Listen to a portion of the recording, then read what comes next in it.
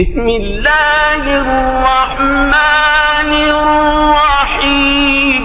உபாதா பின் சாமித் ரலியல்லாஹு அன்ஹு அவர்கள் அறிவிக்கிறார்கள், ஒரு சமயம் அல்லாவின் தூதர் ஸல்லல்லாஹு அலைஹி வஸல்லம் அவர்கள் தமது தோழர்களில் ஒரு குழுவினருக்கு மத்தியில் கூறினார்கள், நீங்கள் அல்லாஹுவுக்கு எதையும் இணையாக்க மாட்டீர்கள், திருட மாட்டீர்கள், விபச்சாரம் செய்ய மாட்டீர்கள், உங்கள் குழந்தைகளை கொல்ல மாட்டீர்கள், உங்கள் கைகளுக்கும் கால்களுக்கும் இடையில் நீங்கள் இட்டுக்கட்டும் எந்த அவதூறையும் கொண்டு வர மாட்டீர்கள், மேலும் நல்ல காரியங்களில் எனக்கு மாறு செய்ய மாட்டீர்கள் என்று என்னிடம் உறுதிமொழி அளியுங்கள்.